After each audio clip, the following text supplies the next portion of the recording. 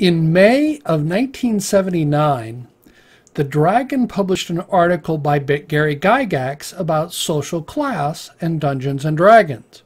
Welcome to my channel. I focus on tabletop role-playing games, video games, and science fiction. In May of 1979, Gary Gygax wrote an article that was published in the Dragon number 25 about social class and Dungeons and Dragons.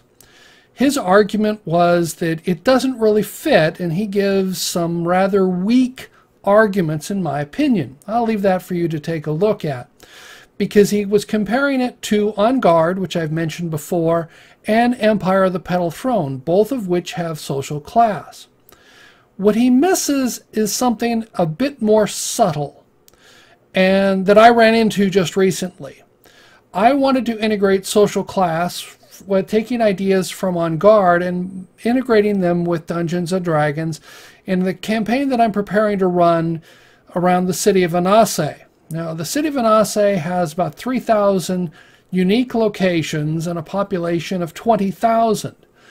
Well, On Guard is set in Paris of the 1700s or 1800s, where Paris has a population of 600,000. The population is at least 20 times the size of the city of Anase that I've been creating. Now, that allows you to have a large number of positions. Now, what happens is in On Guard, you have all these positions, and they're held by non-player characters most of the time.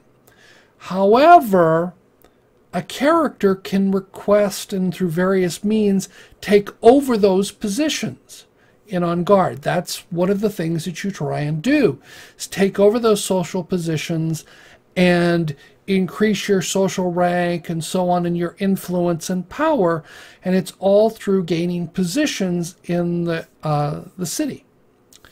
Well, this is sort of a problem if you have a city of only 20,000. And I go only 20,000 people, because the number of positions that you want to have open to give a variety for the players needs to be quite high. And I was working through how many positions there would be for how many, basically, police officers. I was just working through the police structure or the military structure inside the city of Anase, and I go, oh, if I'm going to follow the outline in On Guard and what I was envisioning, over 10% of the population ends up just being military or police, whichever one you want to go with.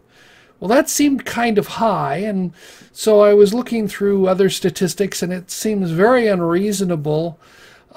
Even the German occupation of Paris in World War II only had, I think it was 75,000 occupying the city, which I was going to have a much higher population ratio than that. And it's the problem that cities in Dungeons and Dragons tend to be relatively small. When I was showing some of my map, it's viewed as a very large city for Dungeons and Dragons with only a population of 20,000. I would need a city 20 times that size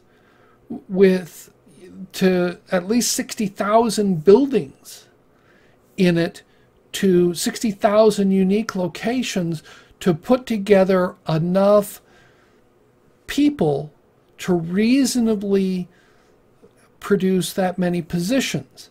So let's be honest, Dungeons and Dragons, we tend to deal with fairly small environments. They're not these huge, massive cities. I haven't seen, I've got the city-state of the Invincible Overlord and such by Judges Guild, which was considered one of the largest cities produced. And even if you take a look at some of the mega dungeons, and if you viewed them as a city, they're actually fairly small compared to the 600,000 people that would be in Paris of the 17 or 1800s. That's just by one number, but it's a large number. No matter, we don't need to quibble about numbers, but it's a much larger number. So you run into the problem integrating social levels into a campaign because it takes over the number of people there. Now, Gygax wrote an interesting quote, which was, "What is also obvious is that social class is certainly not something to be added lightly, a factor to be sprinkled whimsically into the campaign or tossed into the hole by random chance. You have to plan to put that into your campaign," which is probably why that's why he left it out of Dungeons and Dragons. But I think it also doesn't fit well unless you start talking about positions throughout an entire empire or so on. But if you do that, that runs into just the distances involved unless you have very large cities. So social class doesn't fit well with smaller cities that we normally see. In a village, you have various things. I always thought it would be interesting to put this in, and I will probably put parts of this into my revived campaign, which I'm working on. But your characters come in, so you've got a party and you have a 7th level cleric and you walk into a small town.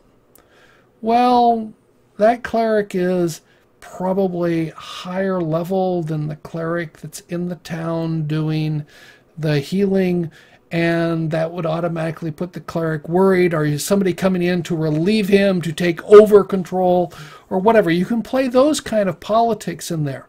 But playing the politics like you do in On Guard or in the Empire of the Petal Throne, though I'm not as familiar with Empire of the Petal Throne, playing the politics with the positions doesn't fit well with the small size that we run into Dungeons and Dragons, because we don't deal with massive cities that could have a population of 1 million. Because ideally you'd want to have a city with a population of 1 million so that you could have a large number of positions that could be controlled socially and so on. That doesn't mean you can't add social interaction into the game. And the quickest way to add social level into the game is to give your players a title that has responsibilities.